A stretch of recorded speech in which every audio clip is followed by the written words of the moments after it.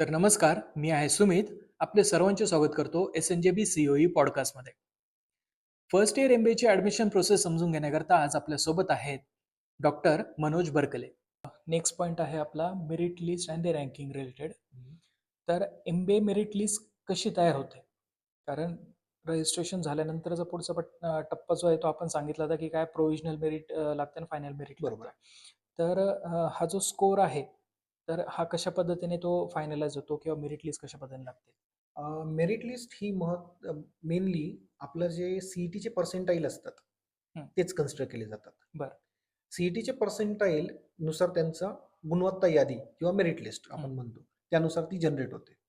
ज्या विद्यार्थ्यांचा percentile same आहे, मग अशा विद्यार्थ्यांच्या वेळी टाय आपण त्याला टाय म्हणतो. बरं. ज्यावेळी टाय सिच्युएशन असते, टाय सिच्युएशनमध्ये त्या विद्यार्थ्याचा 12वी हं. किंवा डिप्लोमा जो काही कोर्स त्यांनी केलेला आहे त्याचा पर्सेंटेज बघितले जातात. बरं. त्या लेवलला पण टाय आलं तर 10वीचे पर्सेंटेज बघितले जातात. त्या पण लेवलला टाय आलं तर त्या विद्यार्थ्याचे 10वीचे सायन्सचे मार्क्स बघितले जातात. त्यालाही त्यालाही टाय आलं तर त्याचे मॅथ्सचे मार्क्स बघितले जातात आणि त्यालाही टाय आलं तर ॲट द एंड इंग्लिशचे मार्क्स बघितले जातात. आणि बरं. यासाठीच हा सगळा डेटा आपण रजिस्ट्रेशन करताना खूप खूप केअरफुली भरणं केअरफुली खूप बघायला. आवश्यक आहे. एवढ्या टाय येणं सिच्युएशन ही खूप म्हणजे अल्मोस्ट निग्लिजिबल चान्स आहेत. बरं. पण हे सगळ्या सिच्युएशन फॉलो केले जातात ओके. आणि त्यानुसार त्याचा मेरिट स्कोर जनरेट होतो. त्यामुळे जर विद्यार्थ्यांनी असं बघत असतील, की मेरिट स्कोर तर दिसताना आपल्याला दिसतो सेम आहे, पण मग माझा नंबर खाली का? तर त्याचं रिझन हेच आहे, की ह्या सगळ्या लेव्हल्स पार केल्या जातात. ओके. त्यावरूनच एक प्रश्न माझ्या डोक्यात असा आला, की जी फायनल मेरिट लिस्ट आणि प्रोव्हिजनल मेरिट लिस्ट जी आपण सांगितली.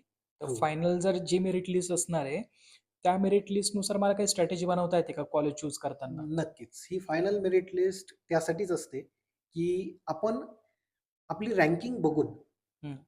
त्यासाठी आणि आपल्या त्या रँकिंगच्या नुसार आपण आपलं कॉलेज सिलेक्ट करू शकतो. बरं.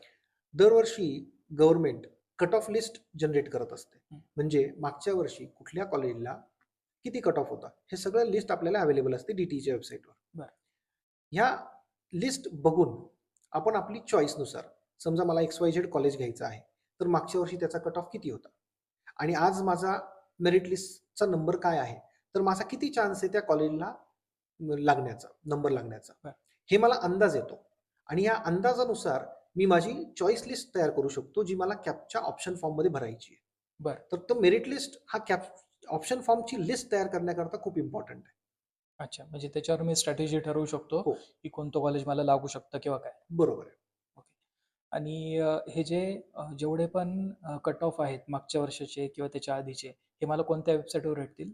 आपल्या DTच्या वेबसाईटवर, ऑफिशियल वेबसाईटवर हे सगळे डिटेल्स अवेलेबल आहेत. जे दरवर्षी CET सेलचं सीईटी तुम्ही सेल, त्याचं येस. CET cell. सीईटी सेलच्या वेबसाईटवर आपले हे सर्व डिटेल्स अवेलेबल आहेत.